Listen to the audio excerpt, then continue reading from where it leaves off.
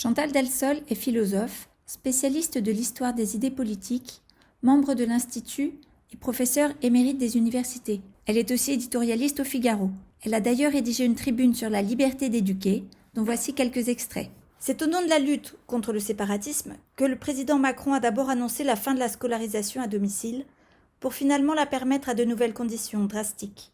Son discours inquiet traduit la difficulté de faire face à l'islamisme et la nécessité de mesures radicales. Il est à craindre que la liberté parentale d'éduquer ne soit la victime expiatoire de l'incapacité de la laïcité républicaine à combattre une religion conquérante.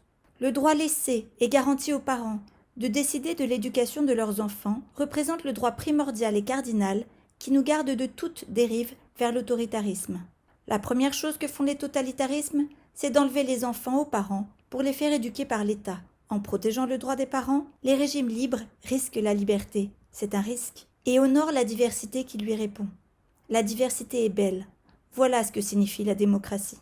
Comme il arrive souvent, une démocratie aux prises avec son adversaire autocratique tombe dans le piège du mimétisme. Il te faut ressembler au diable pour pouvoir le combattre. Le républicanisme, qui était au départ un idéal d'unité très nécessaire dans un pays démocratique, est en train de devenir une idéologie d'État.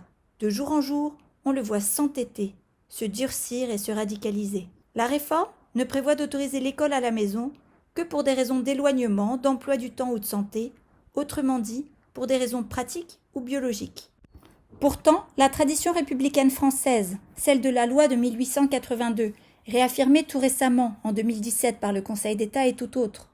Le principe de la liberté de l'enseignement, qui figure au nombre des principes fondamentaux reconnus par les lois de la République, implique la possibilité de créer des établissements d'enseignement, y compris hors de tout contrat conclu avec l'État, tout comme le droit pour les parents de choisir pour leurs enfants des méthodes éducatives alternatives à celles proposées par le système scolaire public, y compris l'instruction au sein de la famille. Autrement dit, il ne s'agit pas d'autoriser une famille à instruire par elle-même seulement parce que l'enfant serait handicapé ou parce que l'école serait trop éloignée, mais aussi parce que la famille a choisi un autre type d'instruction et d'éducation que celui de l'État. C'est exactement ce que signifie le caractère propre concédé aux établissements d'enseignement sous contrat. On mesure combien la République de 1882 était débonnaire et libérale au bon sens du terme.